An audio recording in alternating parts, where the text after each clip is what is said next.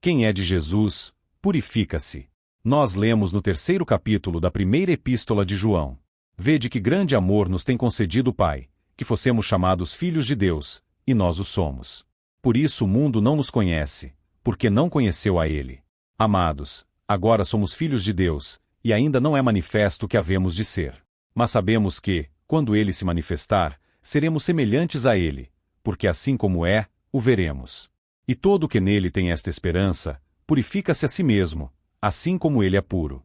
Todo aquele que vive habitualmente no pecado também vive na rebeldia, pois o pecado é rebeldia. E bem sabeis que ele se manifestou para tirar os pecados, e nele não há pecado. Todo o que permanece nele não vive pecando, todo o que vive pecando não o viu nem o conhece. Filhinhos, ninguém vos engane, quem pratica a justiça é justo, assim como ele é justo. Quem comete pecado é do diabo, porque o diabo peca desde o princípio. Para isto o Filho de Deus se manifestou, para destruir as obras do diabo. Aquele que é nascido de Deus não peca habitualmente, porque a semente de Deus permanece nele, e não pode continuar no pecado, porque é nascido de Deus. Nisto são manifestos os filhos de Deus, e os filhos do diabo. Quem não pratica a justiça não é de Deus, nem o que não ama seu irmão. Porque esta é a mensagem que ouvistes desde o princípio, que nos amemos uns aos outros. Não sendo como Caim, que era do maligno, e matou a seu irmão. E por que o matou? Porque as suas obras eram más e as de seu irmão justas. Meus irmãos, não vos admireis se o mundo vos odeia. Nós sabemos que já passamos da morte para a vida, porque amamos os irmãos.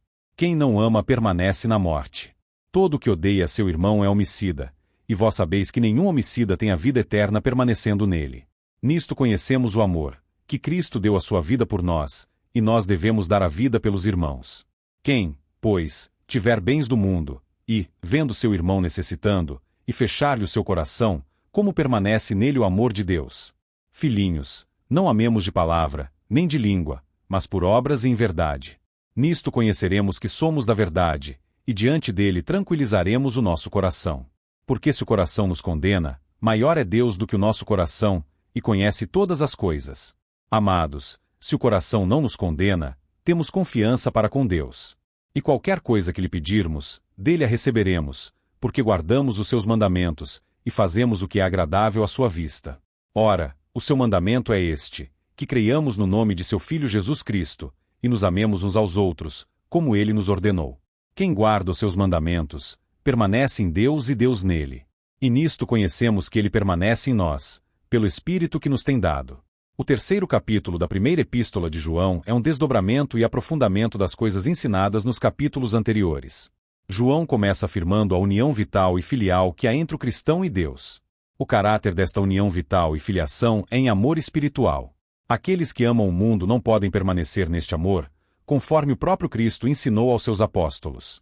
E estes aprenderam e ensinaram a necessidade de se estar sempre se enchendo do Espírito Santo na reunião dos crentes para a adoração de Deus, de forma a se responder positivamente a tal ordenança divina de viverem os crentes no amor de Cristo. Onde isto faltar, poderá até mesmo haver camaradagem na igreja, mas esta será de base carnal, e não amor fraternal ardente no espírito de uns aos outros. Assim, a plenitude da paternidade divina e desta filiação dos cristãos a Deus será vista em plenitude, quando Cristo se manifestar na sua volta.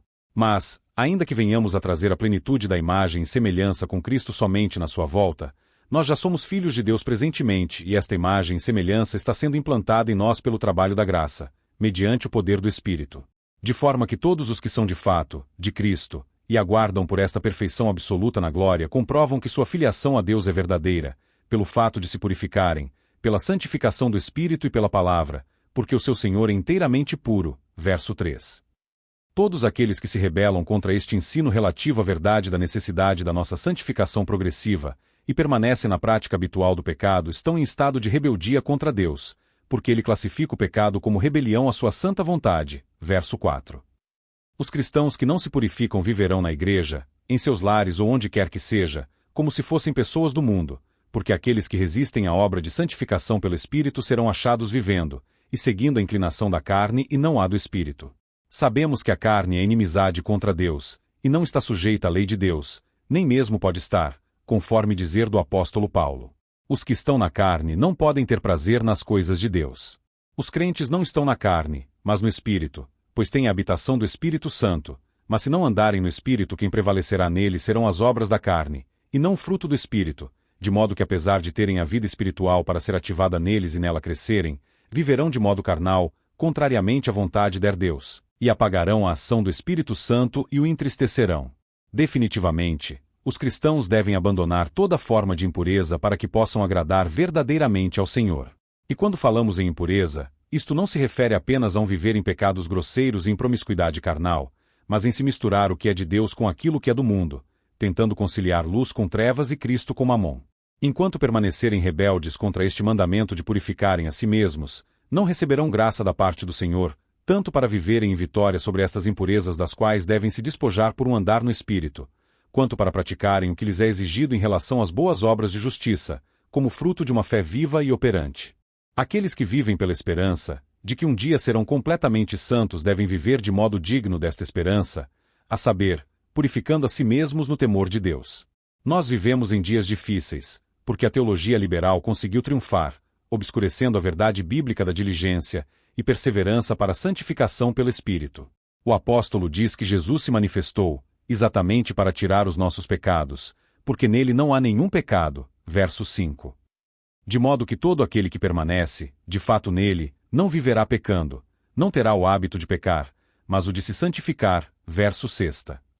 Mas, todos os que vivem na prática deliberada do pecado, não têm visto nem conhecido ao Senhor, porque se o tivessem visto e conhecido de fato, em espírito, se santificariam, porque seriam convencidos e impelidos a isto pelo Espírito Santo, não apenas em sua mente, mas pelo mover e revelação do Espírito Santo em seu espírito, lhes incentivando a se santificarem. Verso 6. O mover do Espírito no interior do cristão conduzirá a se interessar pela causa da justiça evangélica, e a praticar a justiça, porque o Senhor é justo.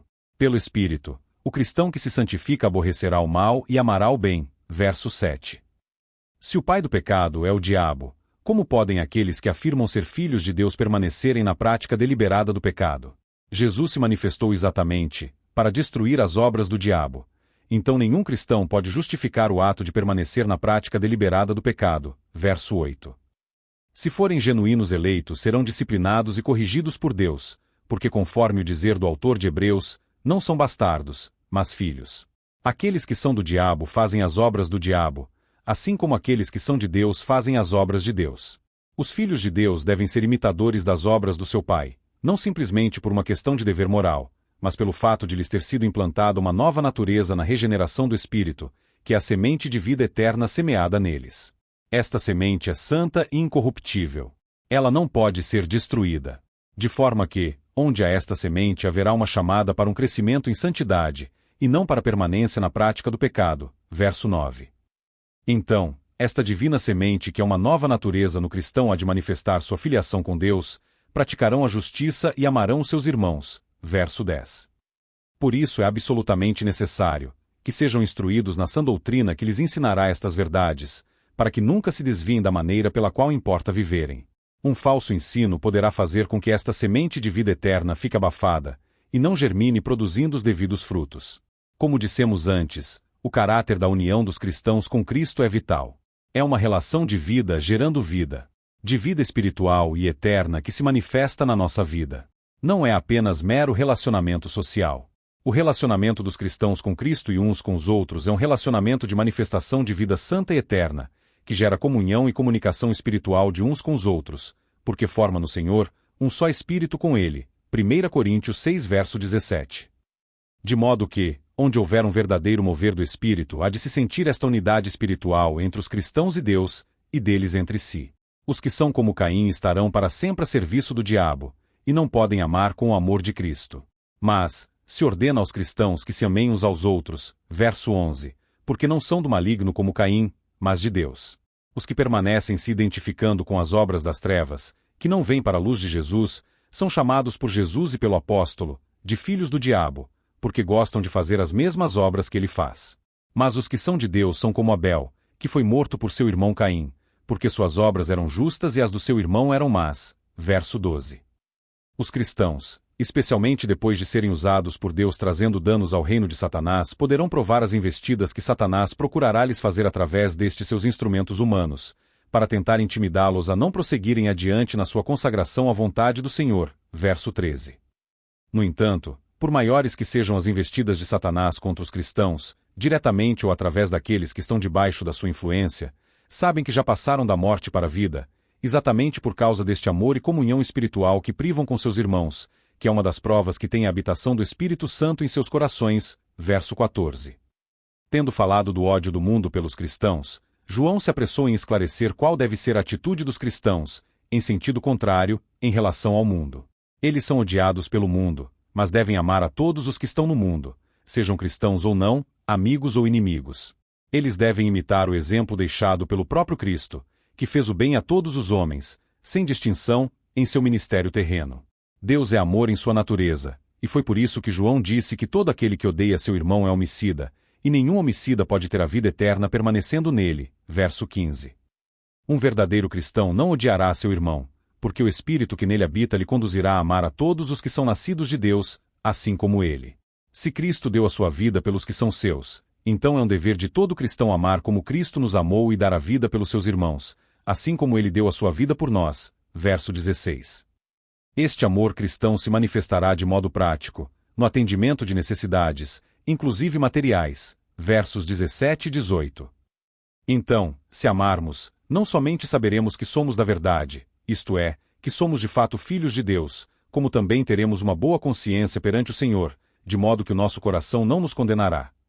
Mas ainda que a nossa consciência não seja uma boa consciência, não pelo motivo de não estarmos cumprindo nosso dever, mas por ser uma consciência fraca e sensível, que nos condene injustamente, maior é o testemunho de Deus, de que nos tem dado a capacidade de amar e fazer o que lhe é agradável. Verso 19 e 20. Entretanto, é importante cultivar uma boa consciência, de forma que o nosso coração não nos condene por estarmos cumprindo aquilo que nos tem sido ordenado por Deus, em relação a amarmos nossos irmãos, de modo que teremos confiança para com Ele em tudo o que lhe pedirmos, sabendo que Ele ouvirá as nossas orações, porque temos guardado seus mandamentos e feito o que é agradável diante dos seus olhos, especialmente no que se refere a mantermos a unidade do corpo de Cristo, que é a Igreja. Versos 21 e 22. Afinal, tudo o que temos foi recebido pela graça.